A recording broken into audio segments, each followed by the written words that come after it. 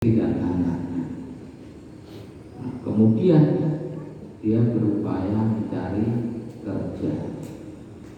kerja serabutan. Ternyata di pasar dia melamar jadi jasa angkut. Ya, biasanya kalau di pasar Badung kan ada jasa angkut yang angkut di barang-barang. Ternyata di pasar tidak ada satupun yang menawarinya. Bahkan ketika dia menawarkan diri untuk menjadi jasa angkut, tidak mau orang. Banyak pergi ke masjid untuk sholat zuhur. Setelah sholat zuhur berangkat lagi ke pasar, tidak ada yang menawarinya. Pulang lagi ke masjid sholat asar. Begitu juga sampai Isya. Setelah Isya dia pulang.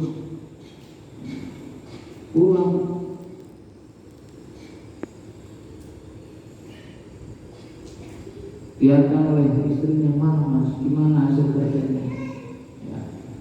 Ya, supaya memberikan motivasi kepada istri, pada keluarga, dia bilang, padahal dia bilangnya itu, yes, ngapusilah, dipulah, bilang, tadi saya kerja di juragan yang sangat kaya, namun karena masih baru, jadi ya belum dapat gajian. Dia kerja di hari Rabu belum dapat gajian, mungkin masih ditunda karena masih baru, masih perlu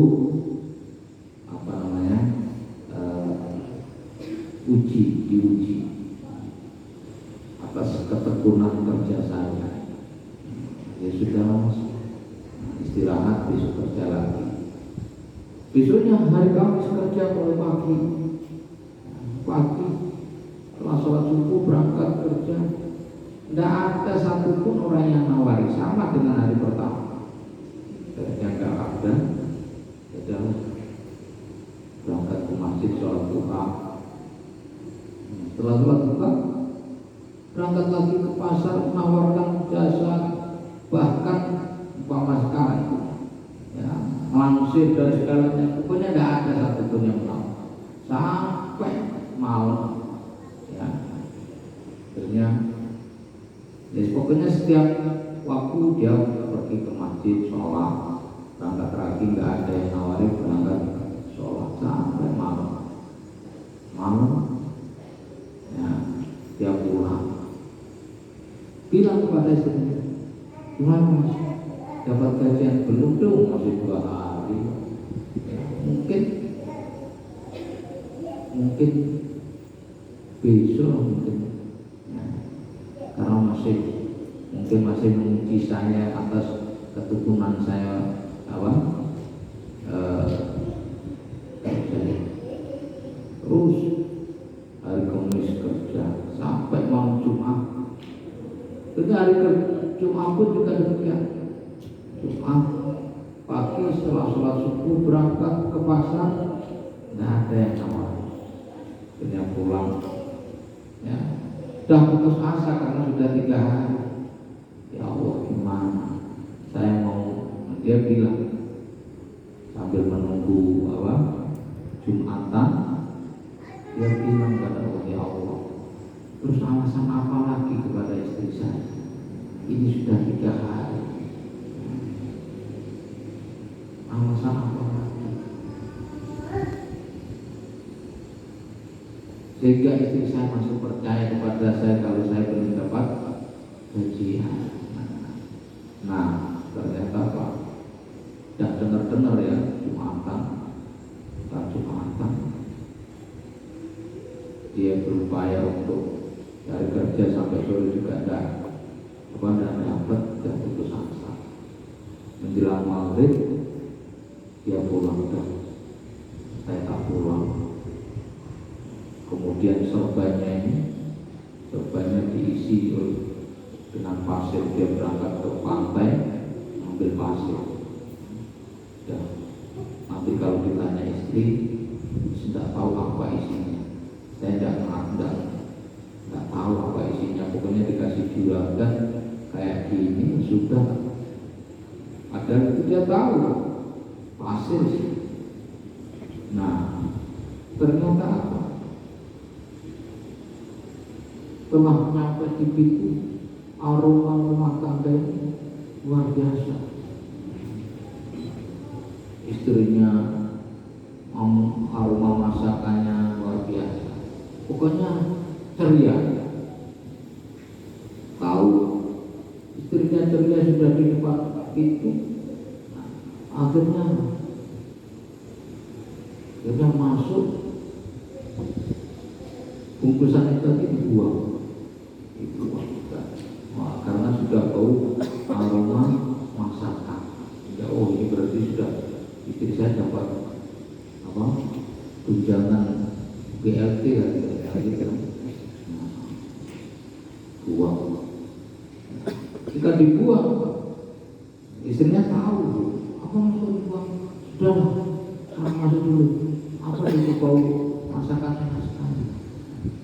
Iya, tadi menjelang Jumatan, menjelang Jumat itu, menjelang Zuhur, menjelang Jumatan, ada orang kesini. Apa itu? Dia ngasih gajian sampean. Nah, kaget ya. Gitu aja. Dia ngasih katanya, ini gajian suamimu kerja selama 3 hari. Wah, ternyata luar biasa katanya, Mas. Melebihi dari itu, pokoknya luar biasa. Sehingga langsung ketika itu saya ngajak anak untuk belanja, mengasih surprise pada sampean. Belanja seaneh, sampai belanja pakaian juga, ya. Pokoknya luar biasa. Nah, kemudian buang orang yang jangan buang. Dicekal sama, wah nggak ada tuh apa biasa. Dan coba, akhirnya dikejar oleh istrinya, artinya disamperin oleh istrinya. Barang yang dibuang tadi padahal isinya apa? Pasir. Diambil, dibuka, ternyata bukan pasir, menjadi beras. Beras semua sih Mas, kaget ya. Nah, ini semuanya adalah fadl dari Allah Subhanahu wa Ta'ala. Ya. Makanya Nabi Ibrahim itu pernah ditanya, ya Ibrahim, iman takhadallahu khalilan, sebab apa engkau menjadi kekasih Allah, dijadikan kekasih oleh Allah? Bitalah terkini asya, kata Nabi Ibrahim, 3 perkara. Iftatu amrullah ala amri ghairi. Pertama, saya mengutamakan perintah Allah daripada perintah orang lain. Perintah Allah, ya sholat itu perintah Allah kita utamakan. Jadi jangan sesibuk apapun jangan meninggalkan sholat. Perintah Allah. Saya mengutamakan perintah Allah daripada perintah orang lain. Kemudian wa matamamtu bima taqabbalallahu alayya min rizqi. Saya tidak pernah resah dan tidak pernah gelisah atas rezeki yang sudah ditanggung oleh Allah kepada saya. Karena di dalam Al-Quran wa ma min dabbatin illa 'ala Allahi rizquha. Setiap apa yang merayap di atas bumi ini sudah ditanggung oleh Allah. Cuma seberapa? Nah, ini yang kita belum tahu. Makanya kita perlu usaha ini, bukan berarti terus kemudian kita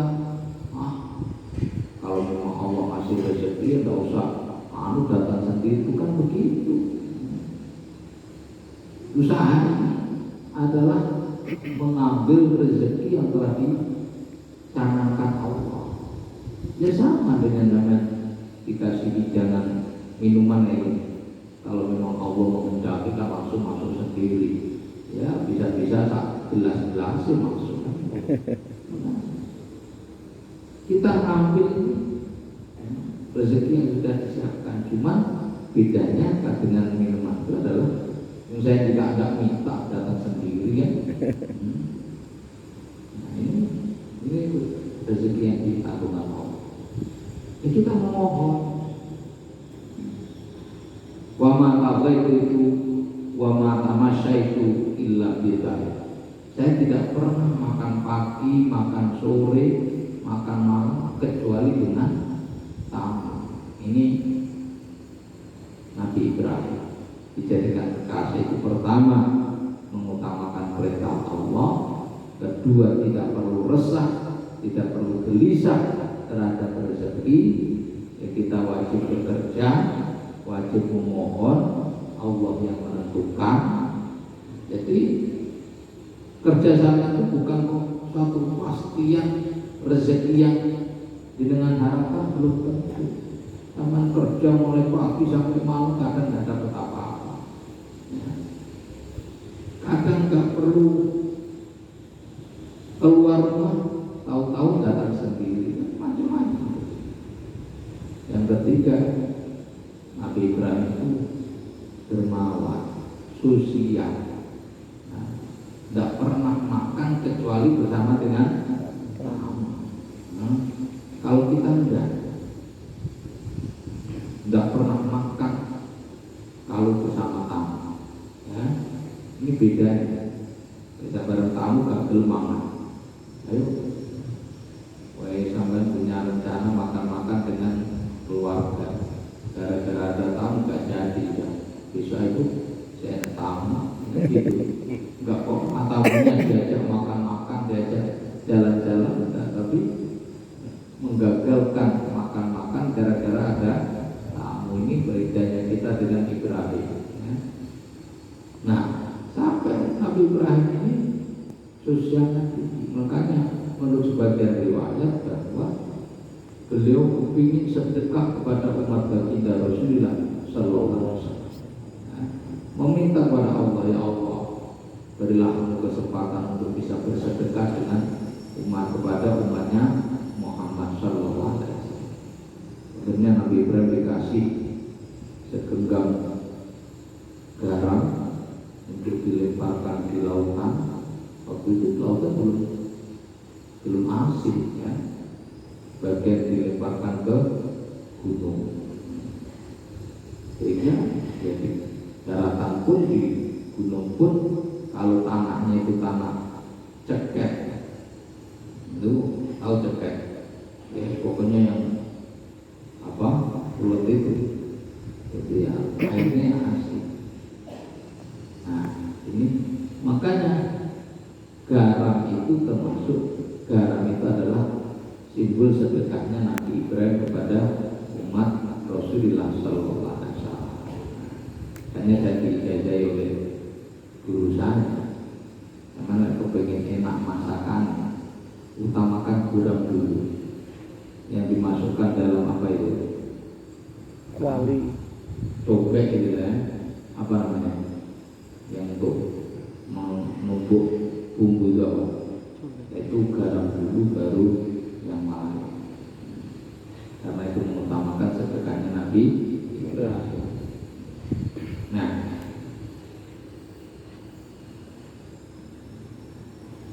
wa man bidabatin fil ardi la'amal rizquha.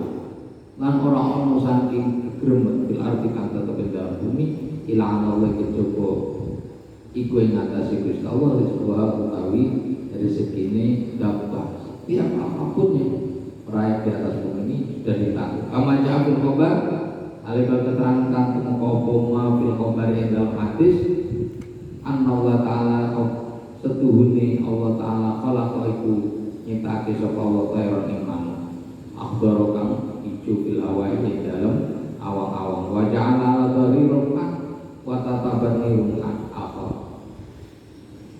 Allah menciptakan burung hijau di awang-awang. Nah, burung hijau ini mempunyai dua taring yang bagaikan jepara. Satu taringnya di punggung, yang satunya di dada. Nah, di bawah. Kemudian wa khalaqa hutan fil bahri yaqulu as-samaka wa yaqulu bain asnani lahmu sama wa yaduru wa yulimu wa yukhriju ra'sahu minal ma wa yaftahu famahu wa yajibu dzalika khairu al-akhbaru fa yakulu fi famil qut yaqulu makana baina asnani. Kemudian di sisi lain Allah menciptakan ikan yang besar, yang suka makan ikan kecil-kecil.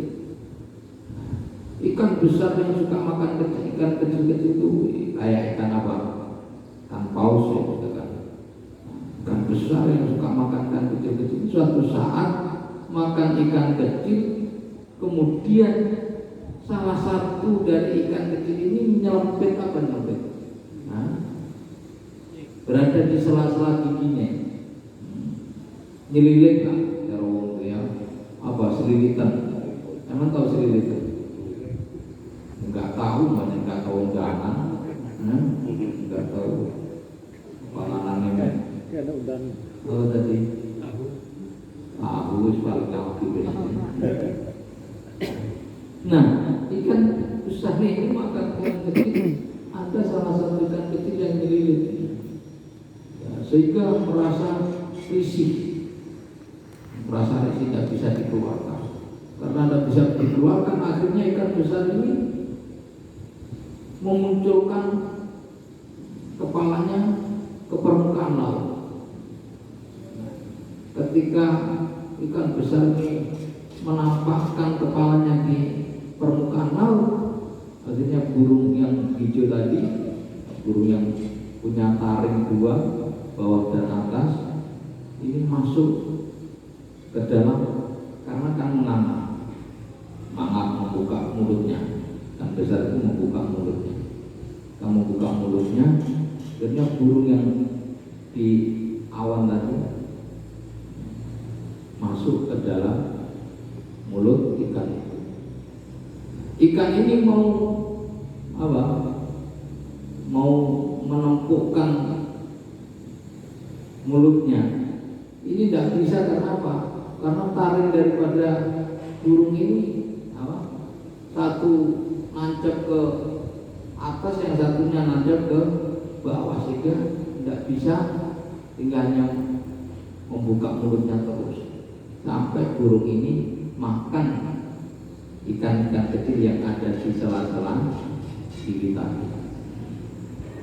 Nah, yakul makan apa yang asal juga yakul rohan kamu dari di famil haul. Jadi apa tadi?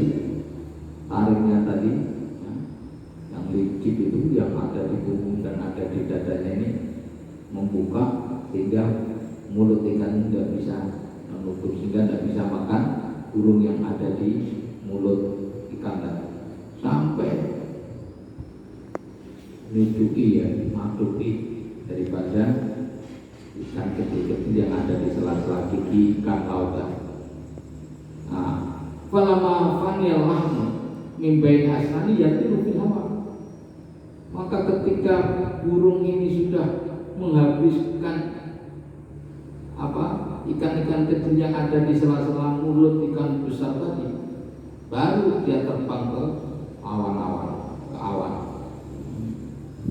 terbang ke awang-awang. Nah, ja'alallahu ta'ala rizqahu min baini asnani wa yarji'ul hawdu ila makani wa yastariku bisababi. Dengan demikianlah Allah memberikan rezeki dari burung tadi, ya, melalui apa ikan kecil-kecil yang dimakan oleh ikan besar.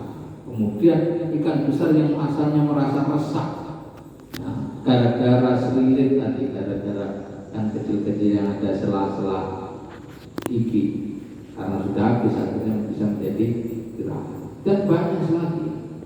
Ini hadis yang diriwayatkan apa yang disampaikan oleh Rasulullah.